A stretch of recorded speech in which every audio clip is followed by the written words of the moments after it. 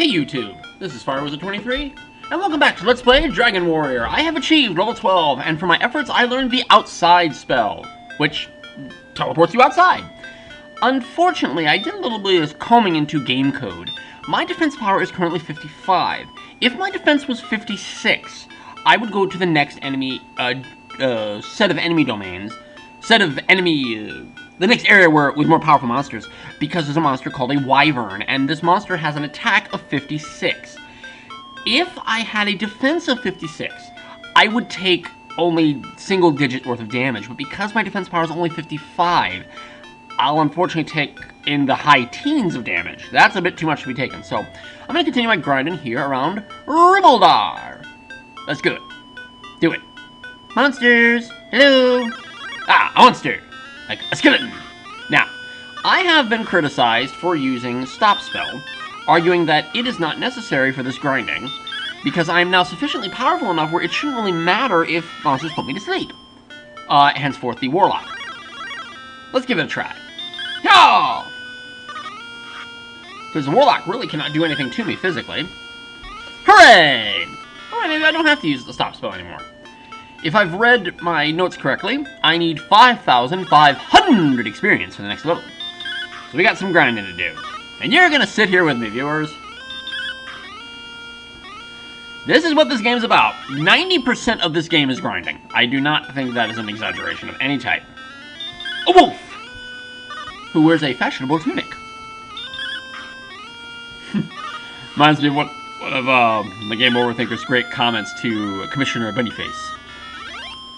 What does the monster look like? It looks like a penis wearing fashionable shoes. It's a Goomba. You jump on it. But it's scary. Ah! I am victorious! Yeah, we're not quite really... We are not quite really strong enough. Wow, I speak English very good. Okay. Alright. Everyone's doing well. It is the 7th of July. And 7 years ago, people flocked to the casinos because it was 777. It was going to be their lucky day, and they knew it. Don't believe me? Check your news reports.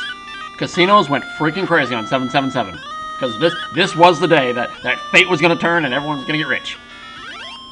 And Vegas proceeded to make tons of money. Heal up! Alright. Ha! It is possible to slightly increase my armor. Unfortunately, to buy the next shield, I need, I believe, 15,000 gold, so I'm nowhere near being able to buy what is actually the final shield available in the game, the silver shield. So either way, I'm gonna have to just grind and get money and or to get experience to become stronger. Don't worry, we can do this. I'll just grind up for the time of this video, and if I don't, I'll just finish up a level off screen. What to talk about? I have been reading Lemony Snicket's, a series of unfortunate events. Nobody spoil anything. And as I've said before, I find the people just completely incompetent. But I'm starting to actually really like the writing. It's totally written for a slightly younger audience than me, even if I was like still in like college, like early 20s. But I appreciate what this guy wrote, and I feel bad that Harry Potter kind of overshadowed this guy, because I think what he's written here is actually kind of interesting. And the movie was a complete botch. I never saw the movie, and in fact, I'd like to see it just to see how terrible they botched it. Because I know it was a merging of the first 3 books. The Bad Beginning, The Reptile Room, and The Wide Window. So I'd love to see how much they just completely botched it and just be like, oh my god, what were they doing? But now it's getting really interesting. Spoilers. Major spoilers. If you don't like this, then, like, turn it to mute while you watch me grind. Okay. What happens in the book, in the book I'm reading, is one of the characters mentions an event that happened to one of the characters in the story. Now, the author's name is Lemony Snicket, and he's doing this, he's telling the story. He's the narrator of this story. And during it, a character named Jacques Snicket is killed. And the head Baudelaire, Violet, she's like, that name sounds very familiar. And nobody spoil it. I'm wondering, I don't know if it's just a joke, like kind of like a fourth wall joke, which I don't think it is, but I wonder if it kind of works as both. It's kind of like a fourth wall joke that like she knows him because he's the one writing the story, or what I think is true is that somehow Snicket has something to do with this story in some way. Which, nobody spoil it. Nobody spoil it. I totally want to be surprised. I have the 8th book. I'm in the process of getting 9, 10, 11, 12, and 13. I want to finish the story. No spoilers. No spoilers. There's only one thing that's kind of been spoiled for me.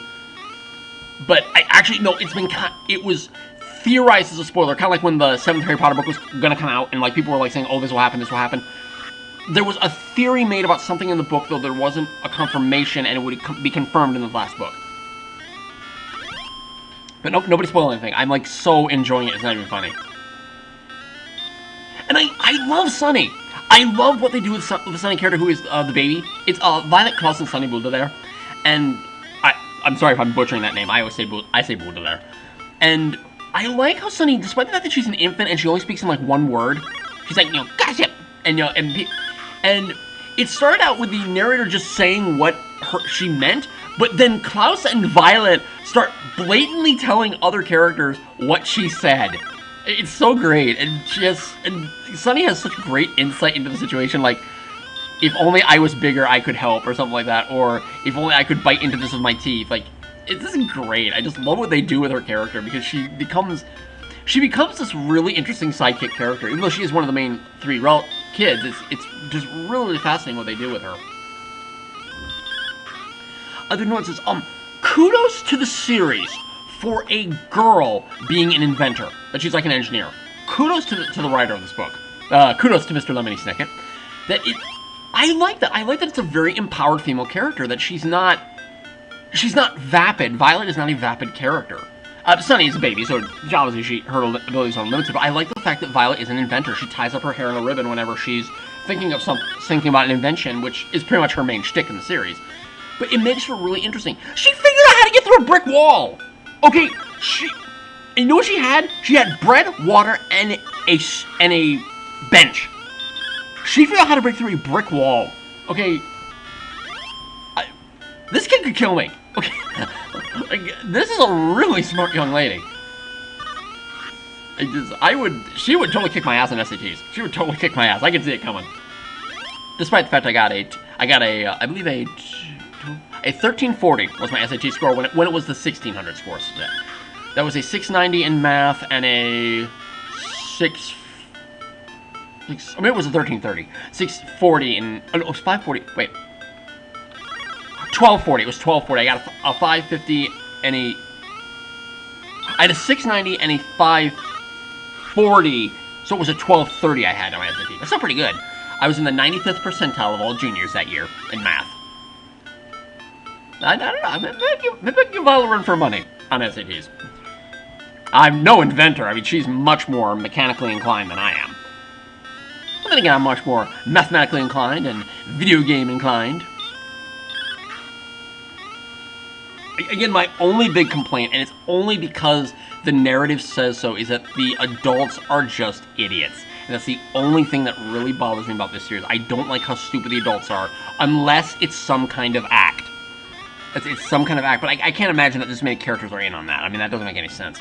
But it's just, they are naive and stupid for the purpose of having the kids solve the problems, which I don't mind. I don't mind that we're setting it up so the kids can save the day. That's fine. Harry Potter arguably does the exact same thing. The only issue is there are justifiable reasons why the adults aren't doing anything. It's understood why that's not happening.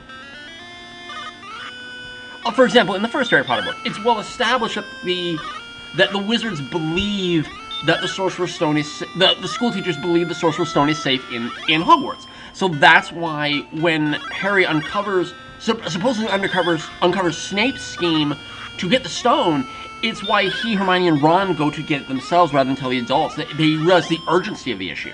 It's not so much it's in danger, it's that they really believe that he's going to get it, and Dumbledore had actually just left. They don't have a choice. They have to go get the stone now. The situation is set up such that the adults don't help. And that makes much more sense, because they physically cannot. Whereas in this book, it's like, they're just idiots. I don't know, it's just, nobody's just dense as these characters. Like, the kids are blatantly trying to say, that's the bad guy. Oh, children, you know it's not polite to interrupt. And it's like, are you kidding me? Like, nobody's just dense. And again, it's just for the setup of the story, but oh, it bothers me. It just so bothers me. But it's okay. I understand it's meant for a younger audience. It's meant to be that contrivance. I do understand that, but oh. Oh no, another wolf. Oh. You'd think all these monsters would kind of get the idea when they see their friends and relatives dropping dead or on this bridge. Hey, maybe we'd just stay away from the bridge because we keep dying. No, the big master bad guy said we have to stay on this bridge and try to attack any intruders who come around. We have to stand still in these pictures while they attack us. Fine. Nice. What's been going on? Work's been going well. I actually got asked to pick up a shift at one of my jobs, and I have to consult the other job to see what we can do about that. The problem is both jobs that I have, one that works Thursday, Friday, Saturday, Sunday, and one that works Monday, Tuesday, Wednesday, they have complete free reign in those times that I've given them. I have no control over what kind of shifts I get during those days. I roughly get the same amount of hours every week, but they constantly are rotating and changing, so I have no control over when I get scheduled. What I'm going to try to do, and what one of the jobs wants me to do, they'd like me to come in on Sunday for the Monday, Tuesday, Wednesday job that I work at the gas station, so I can open the store because there's no one available otherwise to do it. Oh no! But that means I have to make sure that my other job at the clothing store, I have an afternoon shift so I can do that. That way I could just open the store in the morning, and then when I'm finished, maybe just go have lunch somewhere, and then just go to the other store in the afternoon.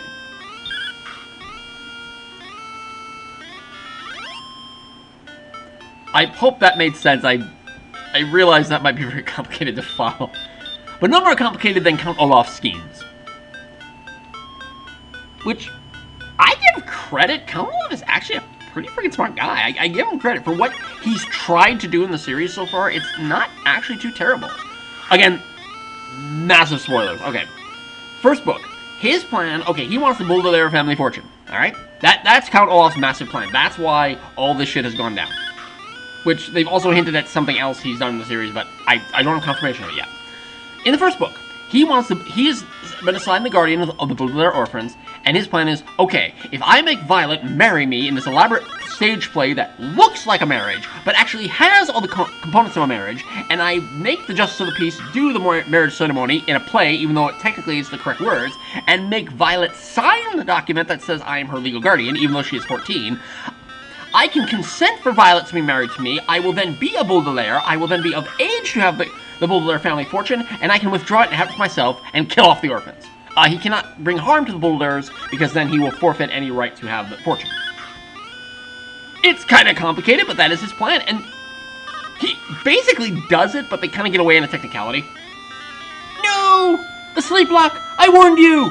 No! If I had died of sleep lock, that'd be your fault, Mr. Frizzle. That'd be your fault, Mr. Fizzle. Fizzle? Fizzle, I think it is. Oh! So that's his plan in the first book. In the second book, again, spoilers. Okay, please turn off the audio if you don't want to hear this. Okay. I'm really sorry, but it's just, I like how elaborate these are. Second book. Okay. Count Olaf comes in, he has a ton of disguises in the book. That's how he sneaks around.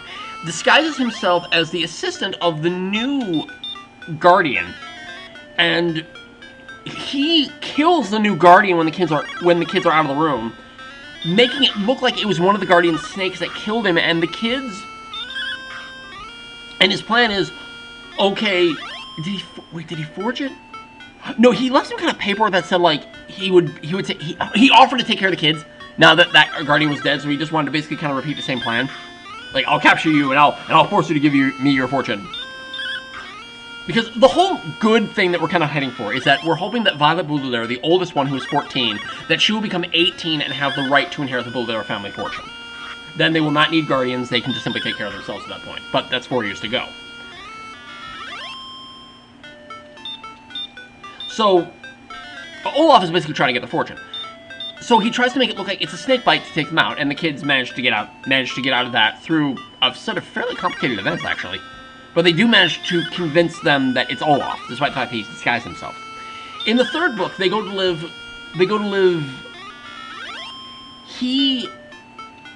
When the kids aren't around, he intimidates their Guardian into leaving, but she leaves a clue in the note that he makes her write using grammar, which is a big part of that story, because she's really obsessed with grammar. And they find her and convince her to come back, despite the fact that he's done basically kind of the same thing. He's saying, oh, if you know, he made her write in the note that he was willing to take care of them under a false guise. Like, oh, you know, I'll take care of these kids, I've always wanted to have kids, and they have to find her to basically tell the authorities that, no, this is Olaf, but again, he gets away. And he gets away... I feel like he gets away kind of cartoonishly. I can kind of give the series kind of a knock for that. It's like, oh, I'll get you Baudelaires, and he runs away. Like, that's pretty much how he gets away pretty much every single time at this point. Except for the 7th book I read. Then something different kind of happens at that point. In the 4th book, again, I'm sorry for ruining, like, everything. 4th book, Not Your Seven Living Night. Is that Miserable Mill? Miserable Mill. In the Miserable Mill, they go to live with a guy who runs a lumberyard, and, okay, he disguises himself as a woman to be a secretary to an optometrist hypnotist who lives in the same town, in cohorts with the guys in there, one of the guys inside the factory, the lumber mill. They crack Klaus's glasses and make him go into the optometrist. They hypnotize him so they can control him to force an accident that will make the Baudelaires an orphan, will make the Guardian want to get rid of them again. So Shirley, who has sent a letter to them, that's Count Olaf in disguise, he says she'll take over the guardianship. And I realize explaining this that Count Olaf seems to only be obsessed with, well, he wants to become the Guardian again, of course. He wants to have the control. That actually kind of makes sense. We can see where it's kind of going. I mean, it's very standard stock stuff. Alright. And as I've now spent most of this video talking about... Oh, wait, I gotta finish up then. Okay, let's finish this off. Alright, 5th book. Austere Academy. They go to live in a boarding school. They live in a boarding school with, like, a freaking jerk. Just a jerk headmaster. And Count Olaf comes in disguise as a gym teacher to make them run laps around a circle at night to make them too tired, so they're failing to concentrate in class, so the vice president will kick them out and therefore make it so... And to which he's offered to be their guardian again, because he always wanted kids. In the 6th book, I can't remember the 6th book. Oh, Ersatz elevator. Ersatz elevator. Ersatz? Something that's fake or false. Okay, they go to live with another guardian who actually, this one is actually in cahoots with Olaf. And... Oh, what is the trick? It's like a trick? What is the trick? No, I don't think it was necessarily his plan at this point, because another element has come into the story at this point. I don't think it was necessarily his plan to capture them at this point, but he just... Oh, he was trying to imprison them, but he failed. It was actually a much more simpler imprison plot. And the one I just finished up, Vile Village. Olaf frames the kids for murder. I am not even kidding. He makes it look like they killed him. I'm not even kidding. That is his plan, and it actually succeeded. The world now thinks that they actually murdered Count Olaf. Like, what? I know, this isn't crazy. Like, that's actually what he did, and he succeeded. So now they have no guardians going into the 8th book. So if this become Dragon Warrior review, if this became Dragon Warrior review, Lemony Snicket. Well, we're gonna finish up the rest of the grinding off screen. This has been Firewizard23. I'll see you at level 13 on Let's Play Dragon Warrior. Take care and bye-bye for now, everybody.